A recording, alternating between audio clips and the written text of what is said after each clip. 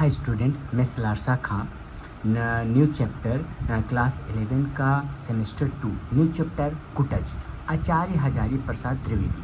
आज हम लोग इसका जीवन परिचय यानी कि आचार्य हजारी प्रसाद द्विवेदी जी का जीवन परिचय को पढ़ेंगे। उसके बाद क्वेश्चन आंसर को करेंगे। जो क्वेश्चन आंसर कुटज का बहुत ही इम्पोर्टेंट वाला होने वाला क्वेश्चन है, इसे आप लोग ध्यान से पढ़ें और अच्छे से नोट डाउन कर लें, जो सेमेस्टर 2 के लिए बहुत ही ज़्यादा इम्पोर्टेंट क्वेश्चन रहेगा। और इसे वीडियो देखने से पहले इसे सब्सक्राइब और लाइक कर दें और अपने दोस्तों को भी भेजें, जो इससे कि उनका भी नोट्स कंप्लीट हो जाए और एग्ज़ाम उसका अच्छा जाए। तो इसे आप लाइक करना ना भूलें और सब्सक्राइब करना ना भूलें, क्योंकि सब्सक्राइब करने से क्या होगा, और भी अगला नेक्स्ट वीडियो जो मैं बनाऊंगा आप लोग का सब्जेक्ट के लिए तो आता ही रहेगा। इससे आपके लिए भलाई भी होगा। और हाँ, अगर आपका किसी भी सब्जेक्ट का कोई भी PDF चाहिए तो मुझे व्हाट्सएप में कांटेक्ट करें या व्हाट्सएप में बोलें कि मुझे इस सब्जेक्ट का नोट्स या PDF चाहिए, तो आपको पूरा सब्जेक्ट का पूरा लेसन का जो PDF जो है आपको मिल जाएगा। तो अब हम लोग पढ़ते हैं कुटज के बारे में, आचार्य हजारी प्रसाद द्विवेदी जी के बारे में। लेखक परिचय क्या है? लेखक द्विवेदी जी का जन्म बलिया जिले के दूबे छपरा नामक ग्राम में 1907 ईस्वी में हुआ था। आपके पिता यानी उनके पिता पंडित अनमोल द्विवेदी ने आपको संस्कृत और ज्योतिषी के अध्ययन की ओर प्रेरित किया। अपने काशी हिंदू विश्वविद्यालय से साहित्याचार्य तथा ज्योतिषाचार्य की परीक्षा उत्तीर्ण की। 1940 ईस्वी में आप शांति निकेतन में हिंदी विभाग के अध्यक्ष के रूप में नियुक्त हुए। वहां दीर्घकाल तक रहे। उन्होंने विश्व भारती का संपादन भी किया। बाद में काशी हिंदू विद्यालय वाराणसी में और पंजाब विश्वविद्यालय चंडीगढ़ में हिंदी विभागाध्यक्ष में रहे। बनारस में पूना काशी विश्वविद्यालय के रेक्टर के रूप में कार्य किया। जीवन प्रयत्न आप साहित्य साधना में पीड़ित रहे और कुछ समय रुकन रहने के बाद 19 अगस्त 1979 ईस्वी को आपका देहावसान हो गया, यानी इसका डेथ हो गया। अब यहाँ पे क्वेश्चन है, निष्कर्ष के रूप में सार्थकता का चयन और सुगठित वाक्य विन्यास से परिपूर्ण द्विवेदी जी की भाषा शुद्ध, चयन, बोध, प्रजन और प्रवाहपूर्ण और भावानुकूल है। शैली, द्विवेदी जी की रचनाओं में शैली के विविध रूप देखने को मिलते हैं। विचार हेडिंग में क्या है? प्रधान विवेचनात्मक शैली, विचार प्रधान निबंधों, सिद्धांतों, आलोचना और गंभीर विषयों के विवेचन में यह शैली अपनाई गई है। इसमें संयत वाक्य और सत्सम शब्दावली की प्रधानता है के साथ साथ सुबोधता और स्पष्टता भी है। गवेषणात्मक शैली में क्या बताया गया है कि शोधपूर्ण रचनाओं में यह शैली दिखाई देती है। भाषा संस्कृति गर्भित ही है। गंभीरता के साथ सुबोधता बराबर बनी रही है। भावात्मक शैली में दिया गया है, इस शैली का प्रयोग द्विवेदी जी ने वैयक्तिक और ललित निबंधों में किया है। भावुकता, प्रवाह और माधुर्य इसकी विशेषताएं हैं। उदाहरण के लिए, जीना भी एक कला है, लेकिन कला ही नहीं तपस्या है। जियो तो प्राण डाल दो जिंदगी में, मन ढाल दो जीवन रस के उपकरणों में, ठीक है। आलोचनात्मक शैली, कबीर साहित्य जैसी व्यवहारिक आलोचना की रचनाओं में इस शैली के दर्शन होते हैं। सरल संस्कृत प्रधान भाषा और स्पष्टवादिता इस शैली में देखी जा सकती है। हास्य व्यंग्यात्मक शैली, द्विवेदी जी विनोद प्रिय भी हैं, अतः उनकी रचनाओं में हास्य व्यंग्य का पुट भी मिल जाता है। इन स्थलों पर भाषा बड़ी सरल और व्यवहारिक हो गई है। इनके अतिरिक्त द्विवेदी जी की रचना में स्थान पर उदाहरण शैली, सुक्ति शैली, व्याख्यात्मकता शैली और आत्मभिव्यंजक शैली के दर्शन होते हैं। उसके बाद यहाँ पर कुटज नामक निबंध का सारांश अपने शब्दों में लिखो। तो कुटज नामक जो कविता है, कहानी है जो है, इसका निबंध जो है सारांश में लिखना है। बहुत ही इंपॉर्टेंट क्वेश्चन है लॉन्ग में। तो हिंदी निबंधकारों में आचार्य हजारी प्रसाद द्विवेदी का महत्वपूर्ण स्थान है। प्रस्तुत निबंध कुटज उनके द्वारा लिखा गया एक ललित निबंध है, जिसमें लेखक ने कुटज वृक्ष के बारे में महत्वपूर्ण जानकारी देते हुए जीवन के विविध पक्षों पर प्रकाश डाला है। कुटज की अपराजेय जीवनी शक्ति एवं उसका स्वाभिमानी अवधूत जैसा स्वभाव मानव को भी उपदेश दे रहा है। इस पाठ का सारांश निम्नलिखित शीर्षकों में प्रस्तुत किया जा सकता है। मतलब कुटज क्या है? कुटज जो है रेगिस्तान में उगने वाला एक ऐसा पौधा है कि बिना पोषण का ही जो है हरा भरा रहता है। यानी कि मतलब क्या हुआ, रेगिस्तान में कोई पानी नहीं रहता, लेकिन फिर भी इसका जड़ जो है बहुत नीचे तक बैठा रहता है, जिसके कारण वो अपना पोषण को लेता है और अपना परवरिश को करता है। मतलब उस सूखे स्थान में भी जो है अपना पोषण को लेकर हरा भरा नजर आता है, इसलिए इसको क्या हुआ, बेहया भी कहा जाता है। तो एक नंबर हेडिंग है इसका, कुटज का उत्पत्ति स्थान। में कुटज का उत्पत्ति स्थान कहाँ हुआ था? तो यहाँ दिया हिमालय पर्वत के नीचे शिवालिक पर्वत श्रृंखला दूर तक फैली हुई है। यह पर्वत श्रृंखला एकदम नीरस, सूखी एवं पेड़ पौधे से पेड़ रहित है। बस कहीं कहीं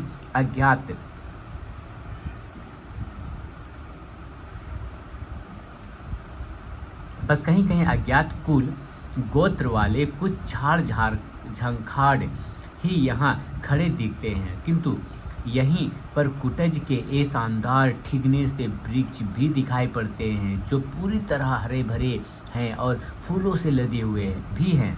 इनकी जड़ें पाषाण को भेदती हुई, पाषाण मतलब पत्थरों को तोड़ती हुई, काफ़ी गहराई तक जाकर अपने लिए जल खींच लाती है, यानी जल के द्वारा अपने पोषण को खींच लाती है।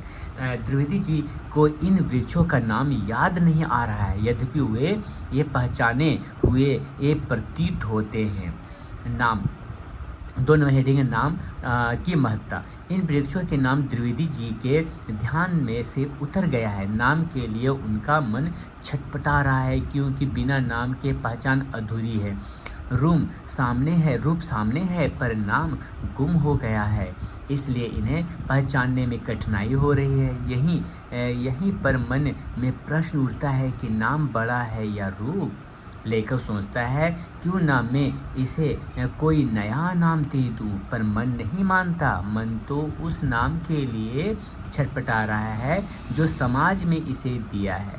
नाम को सामाजिक स्वीकृति मिली होती है, इसलिए वह व्यक्ति या वस्तु की पहचान बन जाता है। नाम समाज द्वारा प्रमाणित है, उस पर समाज की मुहर लगी है। रूप व्यक्ति सत्य है, पर नाम समाज सत्य है। लेखक का मन इस वृक्ष के उस नाम के लिए व्याकुल है जो समाज में इसे दिया है। साहित्य में कुटज, इसका दिया है। अचानक द्विवेदी जी को ध्यान आया कि यह तो कुटज है, मतलब नाम उसका याद आ जाता है, क्या ये तो कुटज पौधा नाम का पौधा है, जिसका उल्लेख कालिदास ने अपने मेघदूत में किया है। मनोहर कुसुम सत्वकों से झबराया हुआ, प्रसन्नता से झूमता हुआ कुटज, विरही यक्ष ने मेघ की अभ्यर्थना करते हुए कुटज के फूल ही उसे अर्पित किए। उस सुने गिरी कांतर में जब कोई फूल उपलब्ध नहीं हुआ, तब कुटज के फूलों ने ही साथ दिया है। मतलब रेगिस्तान में भगवान शिव की पूजा करना था, उसके लिए कुटज, वहाँ कोई फूल नहीं मिल रहा था, तब देखा एक कुटज का पौधा ही जो है उसका पूजा करने के लिए काम आया, इसलिए उस कुटज का पौधा जो है वो उसका महत्व बढ़ जाता है। उसके बाद है बड़भावी है यह फूल जो गाढ़े का साथी है। मतलब गाढ़े का साथी का मतलब क्या हुआ, दुख में साथ देने वाला पौधा। हिंदी के कवि रहीम दास जी ने भी कुटज का उल्लेख अपने एक दोहे में किया। वह दोहा कहा था, वे रहीम अब बिरछ कह जिन कर छा गंभीर, बागान बीच बीच देखिए सिहुर कुटज करीर।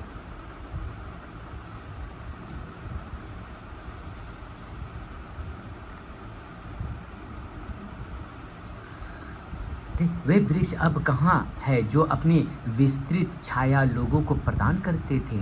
अब तो जहाँ तहाँ सेहुड, कुटज और कटील के अदने से वृक्ष दिखाई पड़ते हैं। सच में दूसरों को छाया दे सकने वाला, आश्रय प्रदान करने वाले महान लोग अब वहाँ देखते हैं। अब तो बौने कद वाले स्वार्थी लोगों की भी भरमार है। शब्द चिंतन। ललित निबंधकार शब्द चिंतन पर भी बल देता है। कुटज से जुड़े अनेक शब्दों पर वहाँ विचार किया गया है। वह यह गिरिकुट यानी पर्वत की चोटी पर उत्पन्न होता है, इसलिए इसे कुटज कहा गया है। कुट का के दो अर्थ हैं, घड़ा और घर। घड़े से उत्पन्न होने के कारण अगस्त्य मुनि को कुटज कहा जाता है। संस्कृत में कुटहारिका और कुटकारिका शब्द दासी के लिए प्रयुक्त होते हैं। ऐसा लगता है कि संभवतः अगस्त्य मुनि भी ऐसी ही किसी कुटकारिका यानी दासी के पुत्र होंगे, इसलिए उन्हें कुटज कहा गया है। कुट का अर्थ घर भी है। कुटिया और कुटीर शब्दों में यह अभी तक सुरक्षित है। द्विवेदी जी का यह भी मत है कि संभवतः कुटज भाग्य भाष्य परिवार का शब्द प्रतीत होता है, क्योंकि संस्कृत के फूलों से संबंधित तमाम शब्द इसी परिवार के हैं। 5 नंबर हेडिंग है अपराजय जीवनी शक्ति। कुटज हमें अपराजय जीवनी शक्ति का संदेश देता है। भीषण गर्मी में भी यह हरा भरा एवं फूलों से लदा खड़ा है। विपरीत परिस्थितियों में भी अपने अस्तित्व को बनाए रख सकता है। वही संघर्षशील एवं साहसी है। कुटज का यही उपदेश है। झांझा तूफान को रगड़कर पाषाण को भेद कर या अपने लिए भोजन पानी की व्यवस्था कर लेता है। कठिन परिस्थितियों में भी संघर्ष करते हुए अपना प्राय वसूल लो और निरंतर उल्लासित रहो। कुटज की यह तुरंत जीवनी शक्ति हमें जिजीविषा बनाए रखने की शिक्षा देती है। प्राण ही प्राण को उल्लासित करता है। जीवनी शक्ति ही जीवनी शक्ति की प्रेरणा देती है। कुटज की जीवनी शक्ति निश्चय ही हम सबके लिए प्रेरक है। 6 नंबर हेडिंग है स्वाभिमानी एवं अपराजित अवधूत। कुटज की तुरंत जीवनी शांति तो हमें प्रेरित करती है, साथ ही वह हमें जीने की कला भी सिखाता है। जियो तो इस तरह जियो कि प्राण ढाल दो, जिंदगी में यही कुटज का उपदेश है। स्वाभिमान के साथ, उल्लास के साथ एवं गरिमा के साथ जिंदगी जियो।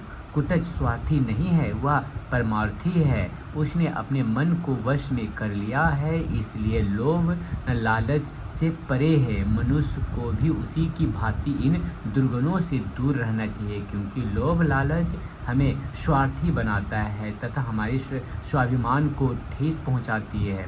जो संतुष्ट है, लोभ से दूर है, उसे ना तो किसी की खुशामद करनी है और ना अफसरों का जूता चाटना है, या षड्यंत्रकारी भी नहीं होता।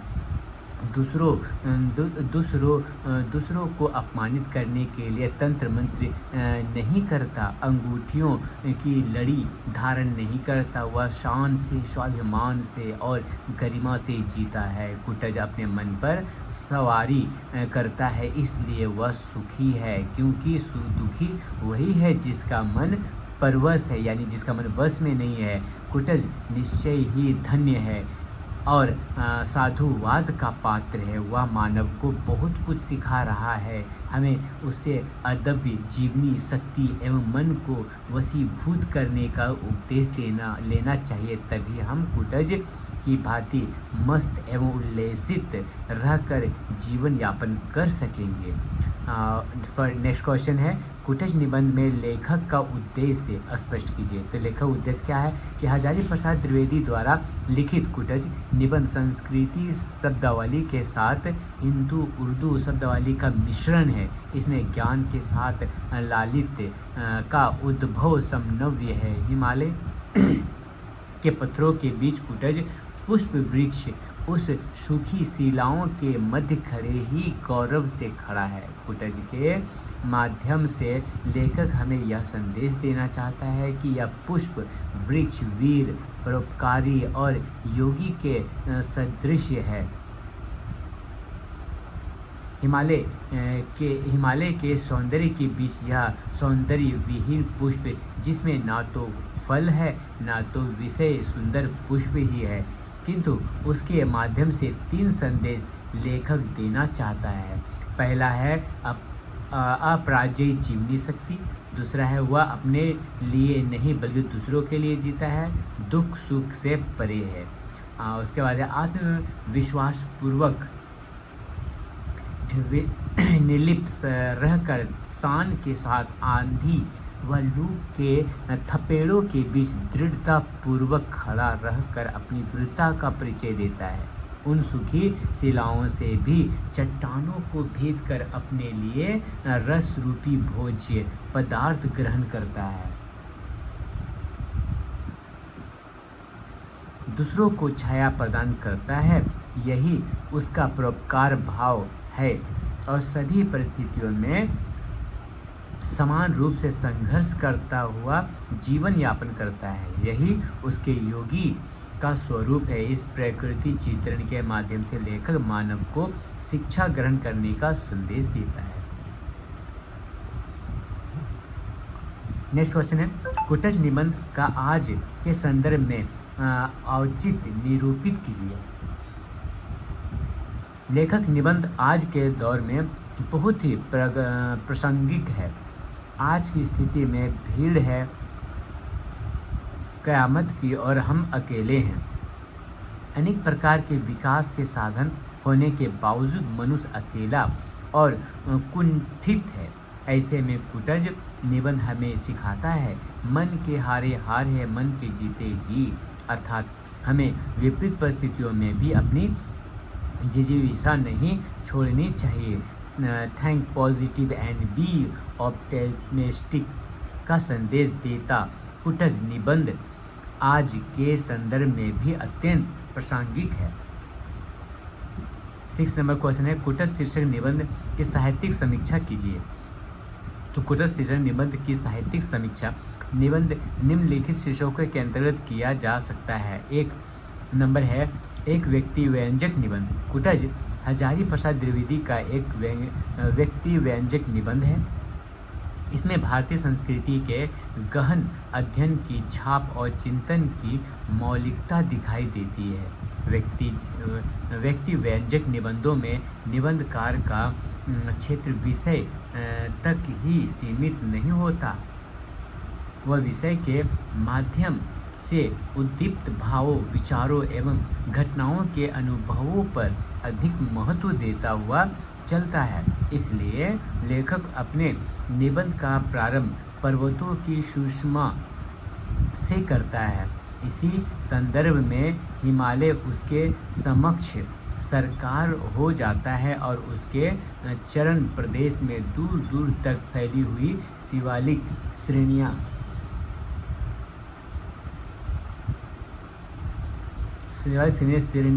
भी स्पष्ट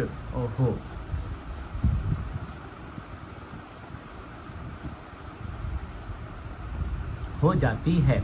इन श्रेणियों को लेखक शिव के जटाजूट के निचले हिस्से का प्रतीक मानता है। इसी पर्वतीय प्रदेश में कुछ सूखे हुए झाड़ झंखाड़ खड़े हैं, किंतु एक हरा नाटे कद का वृक्ष भी है। वह मस्त मौला की भांति आनंद से झूम रहा है। लेखक इस वृक्ष को पहचानता है, किंतु उसे इसका नाम याद नहीं।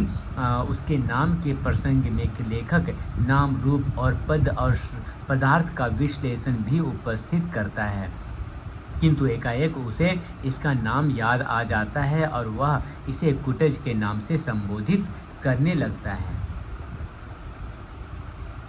कुटज प्रसंग से उसे कालिदास और उसकी कृति मेघदूत का स्मरण हो जाता है, जिसमें यज्ञ को कुटज पुष्प से मेघ की अर्चना करते हुए चित्रित किया गया है।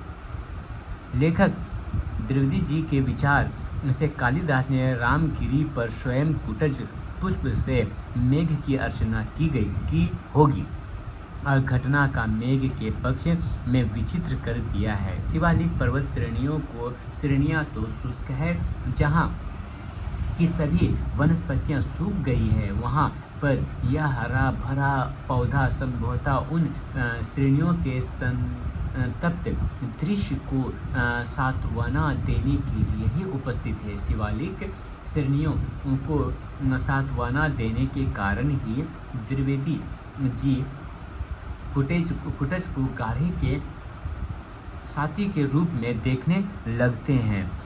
इसी प्रसंग में द्विवेदी जी को दुनिया की स्वार्थी प्रवृत्ति की स्मृति हो जाती है और वे रहीम के उदाहरण उपस्थिति कर देते हैं। रहीम दरिया दिल आदमी थे, नेक थे, लेकिन एक राजा ने अपनी स्वार्थी पूर्ति के कारण उन्हें निकाल दिया। यद्यपि उससे रहीम का मूल्य घटा नहीं, फिर भी वे लिख गए वे रहीम अब वृक्षी कह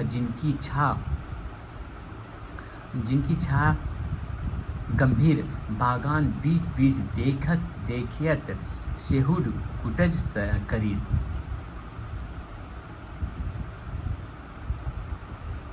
इस प्रकार रहीम की दृष्टि में कुटज अदना सा वृक्ष है,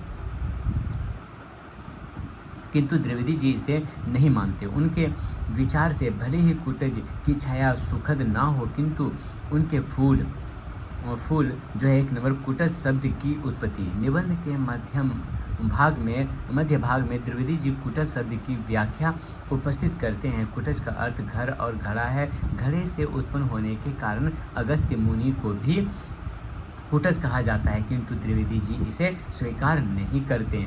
उनकी दृष्टि से संस्कृत में कुटहारिका और कुटकारिका दो शब्द है, जिसका अर्थ है दासी। गलत ढंग की दासी को कुटनी कहा जाता है। कुटिया और कुटीर के कुटहारिका और कुटकारिका से ही संबंधित प्रतीत होते हैं। इससे संभव है कि अगस्त्य का जन्म भी नारद की भांति किसी दासी से हुआ हो। घड़े से जन्मने की बात ना तो अगस्त्य के विषय में ठीक उतरती है और ना कुटज के विषय में ही। कुट तो जंगलों में पाया जाता है, वहाँ गमला या घड़ा कहाँ। इस संदर्भ में लेखक को विभिन्न भाषा स्त्रियों का स्मरण हो जाता है। वह सिल वोलेवी के कथन पर विचार करने लगता है, जिसमें कहा गया है कि संस्कृत भाषा में फूलों, वृक्षों, खेती, बागवानी के अधिकांश शब्द आग्नेय भाषा परिवार के हैं। इसी संदर्भ में लेखक यह भी स्पष्ट कर देता है कि पहले ऑस्ट्रेलिया और एशिया के महाद्वीप एक दूसरे से मिले थे, किंतु भयंकर प्राकृतिक विस्फोट के कारण अलग हो गए। इसलिए अधिक संभव है कि उन्हीं की भाषा का शब्द हो, क्योंकि ऑस्ट्रेलिया का सुदूर जंगलों की बस्तियों की भाषा एशिया में बसी हुई कुछ जातियों की भाषा से समृद्ध है। पंडितों के अनुसार भी उस भाषा के अनेक शब्द संस्कृत में आज भी विद्वान है। कंबल, काम्बू आदि उन्हीं में से है। उसी तरह 3 नंबर जो है हेडिंग कुटज का जीवन मानव के लिए अनुकरणीय। तो ये जो हेडिंग है इतना दूर तक इसको कंप्लीट कर लेना है अच्छे से। उसके बाद है हास्य व्यंग, उसका बाद है व्यक्ति व्यंजक निबंध के गुणों से मंडित भाषा शैली निष्कर्ष। उसका अगला क्वेश्चन है 7 नंबर कि ललित निबंध के क्या गुण होते हैं, कुटज निबंध से कुछ उदाहरण देकर समझाइए। तो ये हुआ आंसर। इसे आंसर जल्दी स्क्रीनशॉट ले लें और जल्द से जल्द इसे नोट डाउन कर लें। 8 नंबर क्वेश्चन है कुटज के उजाड़ के साथी, गाढ़े के साथी और मस्त मोला कहने का क्या अभिप्राय है। तो इसका आंसर ये वाला है। इसे जल्द से आप नोट डाउन कर लें और लिख लें, याद करने के लिए बहुत ही अच्छा होगा। जल्दी एग्जाम में भी टाइम है। 9 नंबर क्वेश्चन है कुटज वृक्ष की क्या विशेषताएं आचार्य हजारी प्रसाद द्विवेदी ने बताई है। तो इसका आंसर ये हो गया। 10 नंबर क्वेश्चन हजारी प्रसाद द्विवेदी ने कुटज नामक निबंध में नाम की महत्ता पर जो प्रकाश डाला है उसे संक्षेप में समझाइए। ये आंसर हो गया। 11 नंबर क्वेश्चन साहित्य में कुटज का उल्लेख कहाँ और किस रूप में हुआ। ये हो गया। 12 नंबर क्वेश्चन है कुटज के किन गुणों से मानव को प्रेरणा लेनी चाहिए। आंसर हो गया ये वाला। और सबसे ज़्यादा इंपॉर्टेंट क्वेश्चन ये वाला है कुटज के संबंध में द्विवेदी जी के विचारों को संक्षेप में अपने शब्दों में लिखिए। तो ये हो गया इसका आंसर। इसे जल्द से नोट डाउन कर लें और इसे नोट्स कर लें, क्योंकि बहुत ही इम्पोर्टेंट क्वेश्चन सारा इस है। कुटज निबंध में माध्यम से लेखक क्या संदेश देना चाहता है, तो इसका आंसर ये हो गया। उसके बाद यहाँ से आ गया व्याख्या मूलक प्रश्न, जो ये सब करना है। तो ये जो है वीडियो बहुत ज़्यादा बड़ा हो जाएगा, इसलिए जो है मैं यहाँ लॉन्ग क्वेश्चन तक ही मतलब शब्दार्थ एवं व्याख्या भाग को नेक्स्ट वीडियो में मैं करूँगा। तो ये 14 नंबर क्वेश्चन जो है लॉन्ग तक हो गया। तो इसे आप लोग जल्द से जल्द नोट डाउन कर लें और इसे याद कर लें, और हम मेरे वीडियो को जल्द से जल्द आप सब्सक्राइब करें और लाइक करें। और कुछ भी सब्जेक्ट में कोई सब्जेक्ट का नोट चाहिए या PDF चाहिए तो मुझे कांटेक्ट करें, नंबर दिया हुआ है, या व्हाट्सअप करें। तो नेक्स्ट वीडियो में मिलते हैं नेक्स्ट पार्ट में, यानी पार्ट 2 में मिलते हैं। पार्ट 1 था, पार्ट 2 में मिलते हैं। बाय।